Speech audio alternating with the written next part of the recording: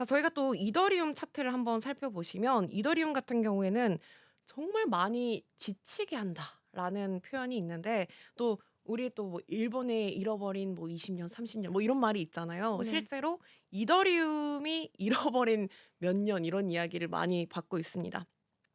지금 지난달 가격이 무려 언제적 가격이죠?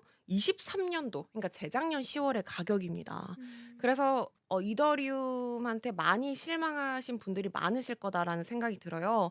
그리고 작년 고점을 해서 이더리움 같은 경우에는 65.95% 그러니까 70% 가량이 이제 어 마이너스가 된다면 큰 금액을 가지고 계신 분들이라면 특히나 이 글로벌 시가총액이 2위권에 안착한 이더리움이 이렇게 시가총액이 많이 빠졌다라는 거는 투자자들 분들이 많이 실망을 했던 거거든요. 하지만 이더리움 같은 경우에도 최근에 좀 이 추세를 반전시키고 어떻게 보면 이렇게 추세선을 좀 간단히 그어 보자면 이 하방 압력의 추세선을 벗어 던지고 약간 음. 추세선이 좀 전환됐다라고 우리가 생각을 해 볼 수가 있겠죠. 실제로 이더리움 같은 경우에는 또 최근에 업데이트가 있었습니다. 업데이트에 대해서 또 펀더멘탈에 대해서 자세하게 또 나중에 짚어 드리면 좋을 텐데 4 월부터 해서 그래도 무려 한 35일 동안 93% 그러니까 2배 가량이 올랐다라는 거죠. 그러다 보니까 최근에 이더리움도 굉장히 이 박스권 장세를 다시 보이기 시작하면서 가격적인 면에서 수렴하고 있는 구간이다. 음. 근데 알트코인 같은 경우에는 볼린저 밴드가 그렇게 막 뚜렷하게 맞는 경우는 없습니다. 근데 이더리움 같은 경우에는 그래도 좀 맞는 편이죠. 자, 그래서 다시 가격적인 수렴을 하고 있고 여기에서 방향성을 조금 짚어볼 만한 구간이다라고 보시면 되겠습니다. 저희가 또 빠르게 또 오늘 XRP까지 한번 살펴보도록 할게요.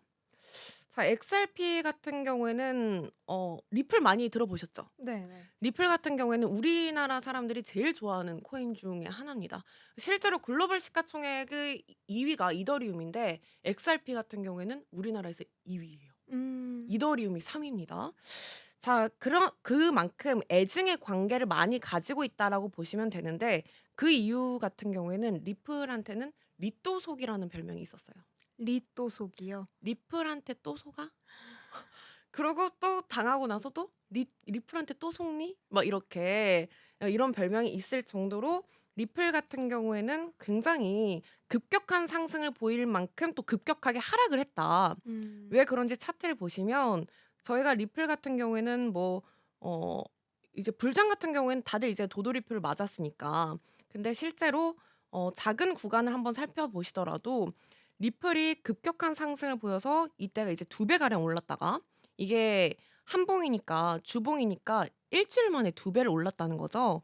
근데 이게 또 불과 4주 만에 다시 반토막이 나는 그런 상황을 보이기 때문에 하지만 리플이 이번에 그 리또속이라는 별명을 완전히 벗어던졌습니다. 이거 보이시나요? 멋지지 않나요?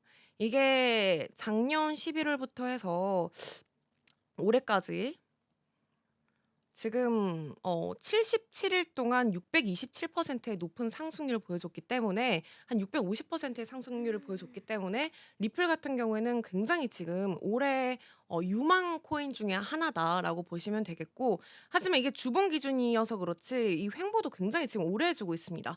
196일 동안 다시 또 박스권 장세를 유지를 해 주고 있기 때문에 리플 같은 경우에는 굉장히 지금 추세를 타고 가격적으로 기관들도 매집을 하고 있는 구간이다라고 보시면 되겠습니다. 자, 오늘 또 이렇게 간단히 암호화폐 시장과 또 미증시 또 금리 결정까지 한번 살펴봤습니다. 아무래도 최근에 시장이 갈피를 못 잡다 보니까 그런 방향성이 어떻게 보여야 하는지 저희와 함께 보시면서 투자 전략에 대한 힌트를 가져가시면 좋겠습니다. 자, 지금까지 코인 랩소디의 진행의 장아주 이승이었습니다. 안녕.